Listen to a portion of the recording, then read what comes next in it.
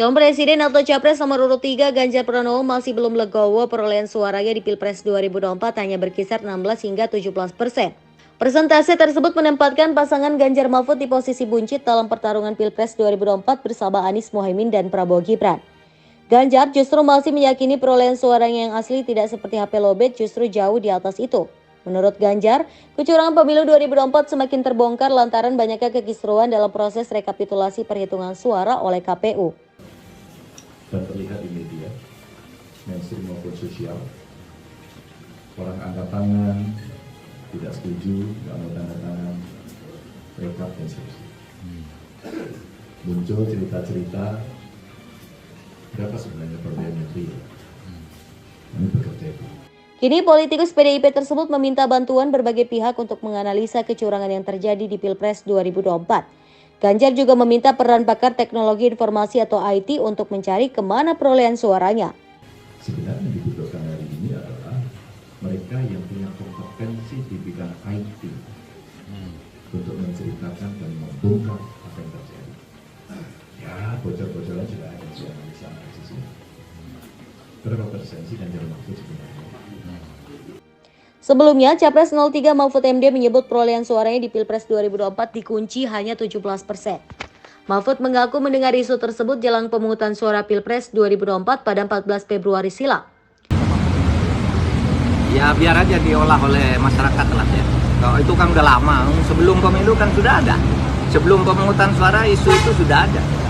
Udah dikunci sekian dan angkanya persis, tinggal nanti pembuktiannya aja.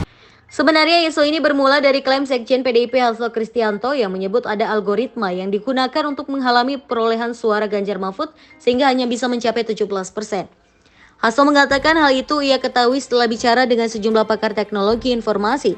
Tetapi Sekjen PDIP ini tidak menyebut siapa dan dari mana pakar yang dimaksud. Ya, saya kira Sirekap sudah menunjukkan ketidakberdayaannya sebagai sebuah sistem.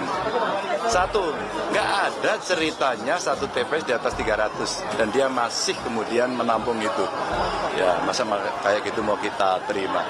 Yang kita butuhkan sebenarnya adalah pengakuan dari KPU atau pembuatnya bahwa ya kami salah. Itu paling fair. Hari gini seperti itu nggak mau ngaku salah, bagaimana satu TPS lebih dari 300? Itu saya kira orang nggak ngerti sistem aja, udahlah sistemnya itu fail itu. Pak Ganjar, Pak Mahfud kan kemarin menyatakan kalau dia tidak mendukung usulan dari Pak Ganjar untuk angket menurut Bapak gimana? Nggak, saya kira Anda salah.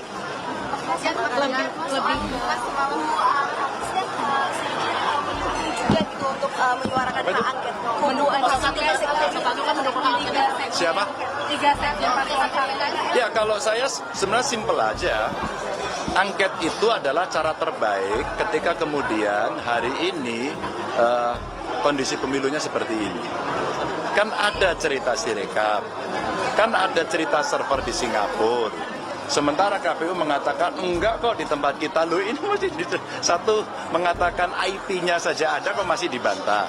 Terus kemudian yang kedua, bagaimana cerita yang ada di lapangan, bagaimana aparatur dan sebagainya. Kan yang paling bagus untuk bisa mengklarifikasi semuanya ini, ya sudah, penggunaan hak pengawasan, hak konstitusi dari DPR untuk kemudian membuat penyelidikan itu paling bagus, paling fair. Jadi nggak perlu takut, ini biasa saja kok, dan pernah terjadi dalam sejarah Indonesia gitu. Dengan cara itu nanti ada data, ada fakta, ada saksi, ada bukti, ada ahli, yang semuanya bisa dibuka dan publik bisa melihat. Nanti coba siapa yang benar. Jadi angket menurut saya cara yang paling pas. Beberapa komunikasi dengan Kubu Amin, Mas, soal dukungan mereka yang soal hak angket ini. Berkomunikasi secara pribadi. Mas, ini ada Pak Jimli menyebut hak angket itu hanya getak saja karena waktunya sangat mepet, Mas. Dan lebih baik ke MK, ada juga yang menyebut seperti itu. Ya, Pak Jimli boleh berkomentar, dia warga negara. Tapi kami tidak pernah menggertak. Kami menyampaikan cara yang biasa saja. Ada banyak cara sebenarnya, angket boleh atau raker komisi 2 aja deh, segera. Mas, Ketika melihat situasi seperti ini, DPR segera raker aja deh. Minimum raker, nanti kesimpulannya bisa apakah ke angket, apakah yang lain.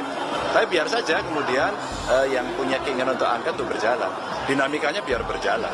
Mas, artinya benar-benar serius angket. Kami tidak pernah tidak serius. Mas dari Waktu 2019 kita dalam satu kubu, mereka menyuarakan itu. Dan itu jenderal. Lalu hari ini dia menarik dan memberikan dukungan. Sesuatu yang tidak bisa saya jadikan panutan.